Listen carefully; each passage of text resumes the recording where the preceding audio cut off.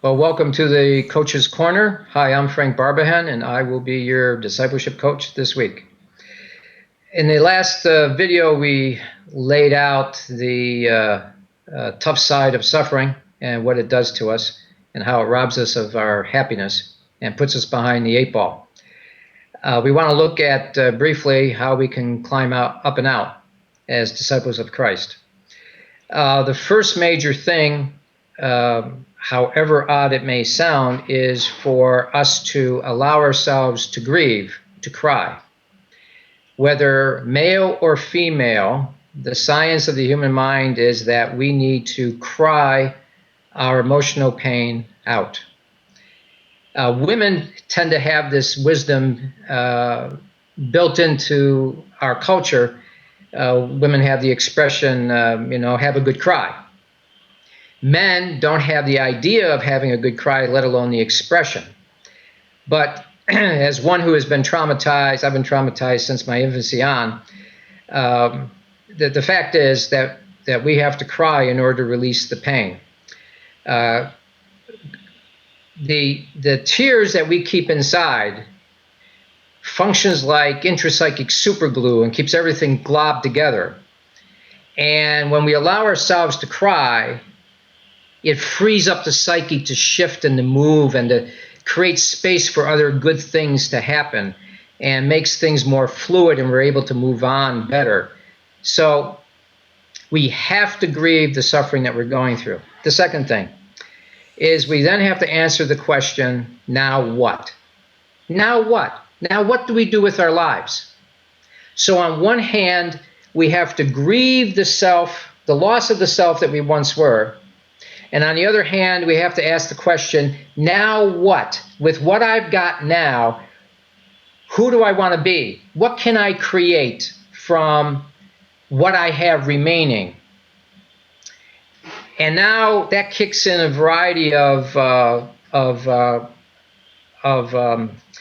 questions or skills that we need to develop. One is we have to scramble to discover or create meaning in our lives. And it may have to be a matrix of meaning that's different from the old meaning. That we have in our suffering, we may have lost our capability of the past. We have to learn skills to get out of ourselves because suffering tends to make us self-absorbed. So, for example, I have a friend of mine. First name is Tom, a friend from seminary, and he was in the military, and he was a pilot. And he had fallen out of a chopper onto a battleship carrier and broke his back, and he was in intense chronic pain and loaded up with narcotics. When we go over for dinner, Tom would put on a smile, and through glassy eyes, he would be very engaging of conversation. Tom reached out of himself and his suffering in order to engage us. That's an incredible mental skill to be able to do that. We have to learn to love other people when our tendency in suffering is to pity ourselves. My mother, for example, with her drinking, ended up wrapping herself in too much pity and not getting out of herself enough to love us children. The other major thing that we need to do in rebuilding and answering the question, now what, is to bow the knee to the way God has allowed reality to be for us. We have to bow the knee to God saying no to our requests, like the Apostle Paul had to bow the knee with whatever the thorn was that he wanted to get removed. The message that came back was, my grace is sufficient for you. We have to do the same thing. We have to bow the knee when God does not rescue us from the challenges ahead of our losses.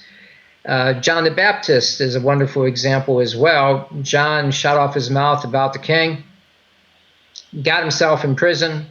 John's now wondering whether or not Jesus really is the Messiah. John sends a messenger, asks Jesus, are you the one?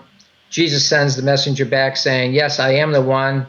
The blind are made to see, the lame are made to walk. And blessed is the man who doesn't take offense at the game plan.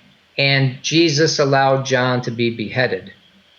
So we have to in dealing with the question, now what, we have to be willing to bow the knee to the fact that God is not going to rescue us and build a life from there. So what that sets up then is that in allowing ourselves to grieve the loss of the self we once were and asking and answering the question, now what, we are building the content of our character in Jesus Christ.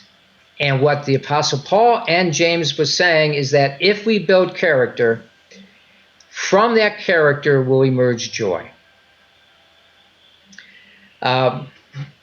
Any questions? Feel free to email me at frank@peakperformancediscipleship.com, frank@peakperformancediscipleship.com, and we'll see you next week.